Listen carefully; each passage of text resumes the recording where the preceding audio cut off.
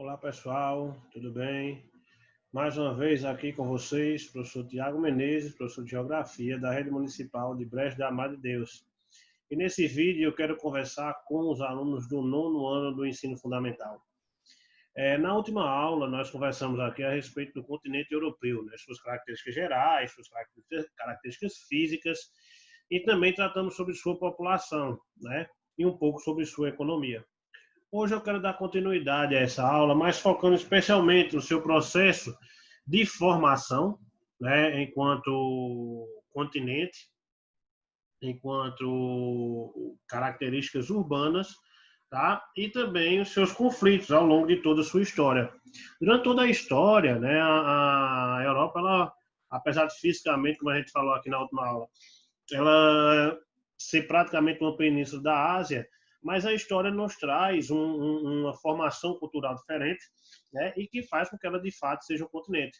Uma dessas questões está relacionada à Revolução Industrial. A Revolução Industrial se inicia pelo continente europeu, se inicia pela Inglaterra, para falar a verdade, que vai dar origem, por exemplo, aos primeiros espaços urbanos. Então, a Europa ela vai ser responsável, especialmente a Europa Ocidental, pela formação dos primeiros núcleos urbanos. E, consequentemente, o que a gente vai ter hoje é que as maiores cidades, as grandes cidades globais, né, a maior parte das cidades globais, elas estão exatamente no continente europeu. Esse núcleo urbano na Europa, ele é muito forte porque o processo de revolução industrial começa pela Europa, pela Inglaterra, né, e vai seguindo pelo resto do continente europeu. Na Inglaterra, em meados do século XVIII, né, meio para o fim do século XVIII, e no resto do continente, do meio para o fim do século XIX. Então, isso acaba propiciando a formação de cidades, né, de populações urbanas, como acontece em Londres, Paris, Berlim, né, Roma e diversas outras cidades europeias que acabaram se industrializando antes do resto do mundo, para falar a verdade, né? E por isso você vai ter verdadeiros núcleos urbanos que hoje são ocupados por uma população muito grande, por uma densa quantidade de serviços e sede de multinacionais. Então, a formação urbana do continente europeu ela reflete nos dias atuais por conta da Revolução Industrial ter iniciado exatamente por lá. O próprio processo de colonização que a Europa fez para com os outros países acabou ajudando, pois o próprio ouro que a Inglaterra acabou conquistando devido ao processo de colonização, por exemplo, na América, já que esse ouro veio muito daqui, de Ouro Preto, aqui do Brasil, acabou ajudando nesse processo de industrialização do continente europeu e fazendo com que a Europa tivesse esses núcleos urbanos muito grandes. Outra característica muito forte da Europa vai ser também uma alta quantidade de conflitos que perduram até os dias atuais. Historicamente, a Europa é um continente marcado por conflitos.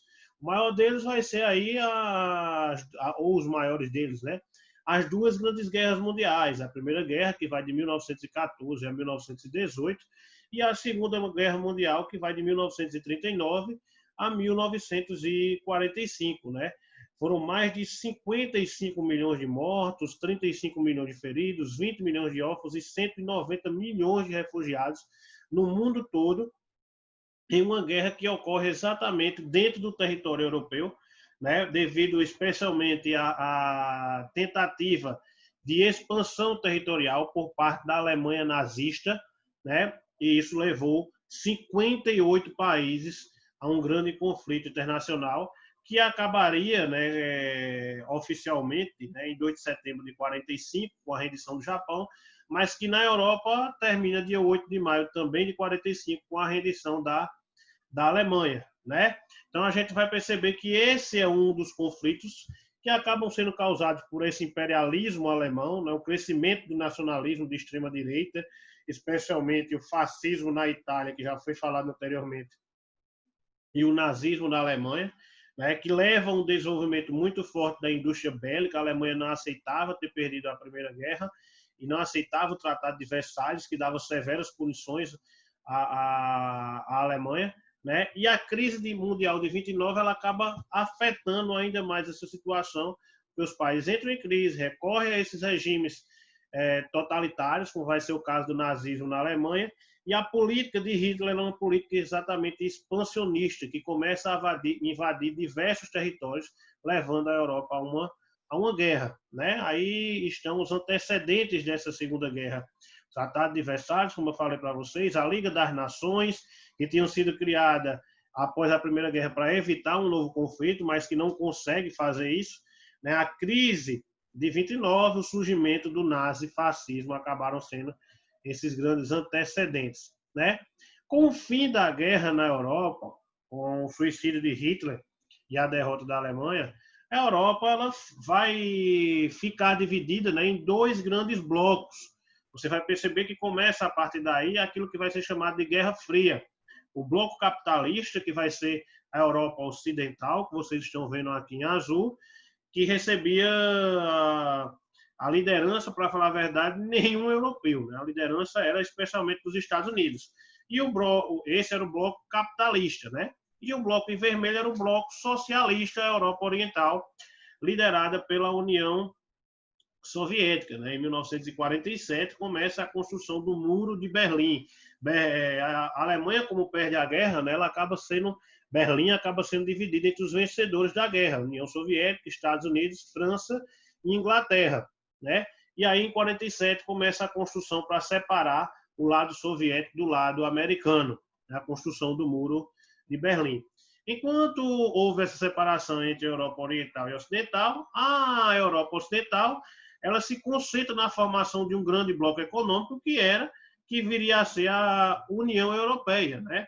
Começando em 48 com apenas 3 países, Bélgica, Holanda e Luxemburgo, até chegar em 1991 com a formação de fato da União Europeia. Isso aqui passa pela Comunidade Europeia do Carvão e do Aço, em 52, a fundação do Mercado Comum Europeu em 1957 e a fundação da União Europeia em 91, a partir do Tratado de Maastricht, onde esses países assinavam ali o acordo para que, a partir do ano 2000, né, pelo menos 15 deles, começassem a adotar o euro como a única moeda, formando aí uma união monetária. Né? Hoje você tem 26 países, né, pois o Reino Unido está no processo de saída dessa União Europeia. E desses 26, esses que estão azul aqui, escuro, eles têm o euro como sua moeda. Né? Hoje, ainda vamos perceber uma grande quantidade de conflitos no continente europeu. Mas por que uma grande quantidade de conflitos? Porque a Europa ela é formada por uma grande quantidade de povos, uma grande quantidade de etnias, né?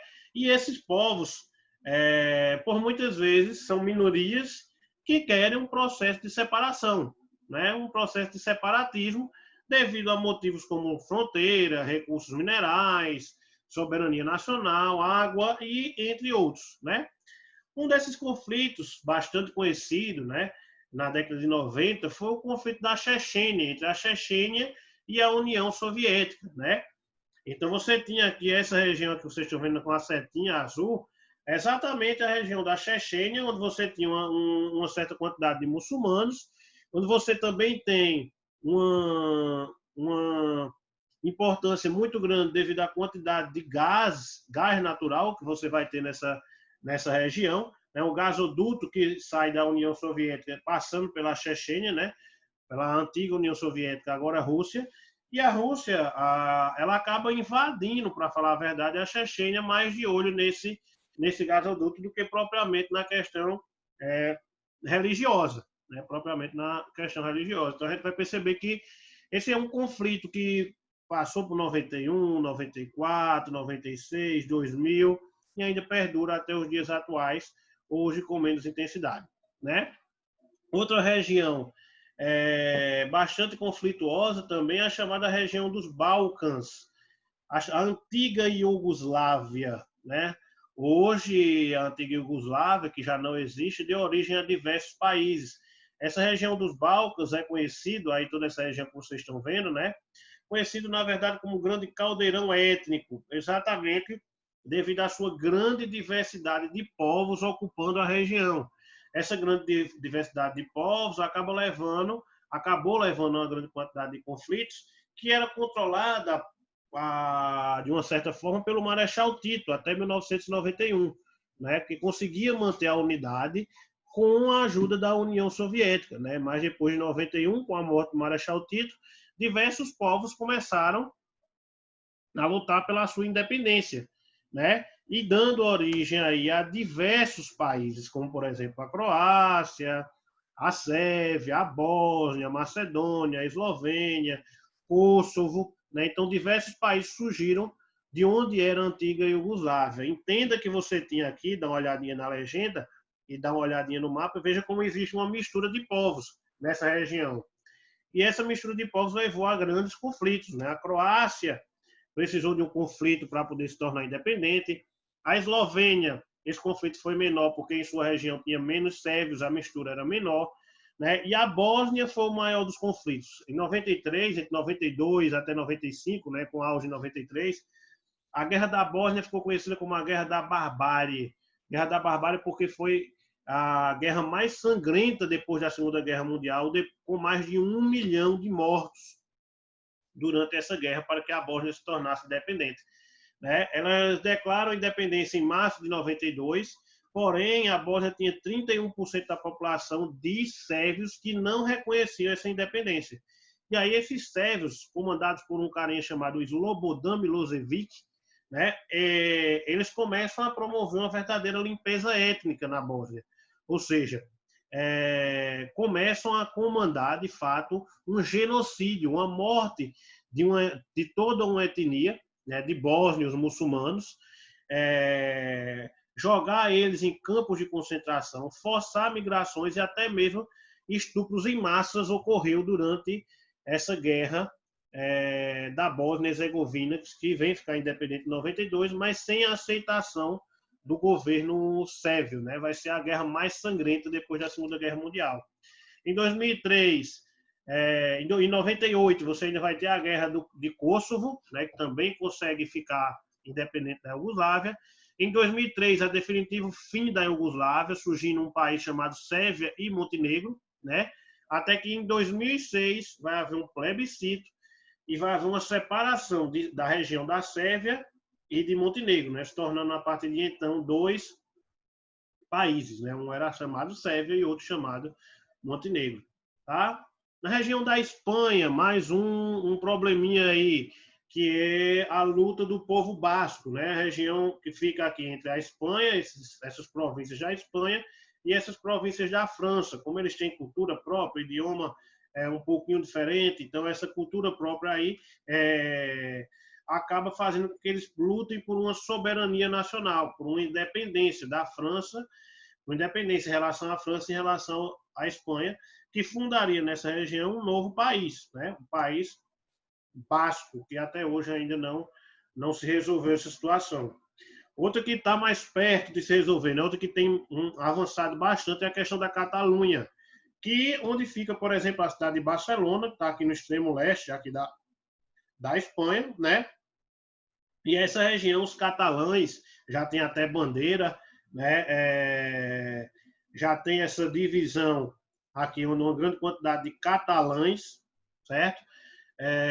Que é um idioma diferente, né? Você tem um idioma um pouco diferente do espanhol, né? E tem uma importância econômica muito forte. 20% do PIB da Espanha vem da Catalunha. Então, por conta disso também, os catalães desejam se tornar independentes da Espanha. E hoje, o Partido Pró-Separação está no governo, né? O que pode fazer avançar essa independência nos próximos anos. A Irlanda ficou marcada por um conflito religioso, né? A Irlanda, por um conflito entre católicos e protestantes. E esse conflito, na verdade, também era político, porque a Irlanda do Norte era de maioria protestante, queria continuar pertencendo ao Reino Unido, enquanto a Irlanda, a parte sul da Irlanda, queria se tornar independente. Né? E aí começou esse conflito, até que dia 30 de janeiro de 1972, você teve o que ficou conhecido como Domingo Sangrento, ou seja, houve um protesto da minoria católica, né? E essa minoria católica na Irlanda do Norte, ela acabou sofrendo com fogo aberto, né, pelas tropas do Reino Unido. Essa manifestação mata pessoas, né? Mata crianças também. Esse domingo ficou conhecido, essas crianças, na verdade, se machucaram, né? Também, além de haver mortes e feridos, ficou conhecido como Domingo Sangrento, né? Tem uma música de uma banda chamada YouTube, que você pode procurar aí no, no YouTube também, uma música chamada Domingo Sangrento, ou em inglês Sunday Blood Sunday, né? Acabou dando origem, esse Domingo Sangrento, a um grupo católico terrorista, que é o IRA, né? Exército Republicano Irlandês, que fazia atentados terroristas contra a Irlanda do Norte até 2005, né? Contra os protestantes também. Né? Existia essa situação. Essa é a música que eu peço que depois vocês procurem aí, né? No YouTube. E outro ponto bastante interessante que vem ocorrendo nos últimos anos, né, e bem ruim para a Europa, é que a Europa vem sendo alvo de atentados terroristas, né, especialmente por parte de alguns grupos como a Al-Qaeda, mas principalmente o Estado Islâmico. Né? Isso acontece muito porque esses grupos não se justificam, obviamente, terrorismo, né? Apenas explicando, esses grupos ainda acreditam que a Europa é o inimigo devido ao processo de colonização que ocorreu no Oriente Médio e devido ao processo de colonização que ocorreu no norte da África, né? Onde você tem maioria muçulmana. E aí o que a gente vai perceber é que esses grupos terroristas radicais, né? Esses grupos radicais veem a Europa e o cristianismo como um símbolo desse processo de colonização, de exploração que eles sofreram no passado. Por conta disso, acabam atacando o continente europeu, como aconteceu na França, né, naquele episódio da sexta-feira 13 de novembro de 2015, né, como aconteceu depois também na Bélgica. Né? Então, espero que vocês tenham entendido a aula de hoje, espero que vocês tenham gostado. A gente vai ficando por aqui. Bons estudos e até a próxima.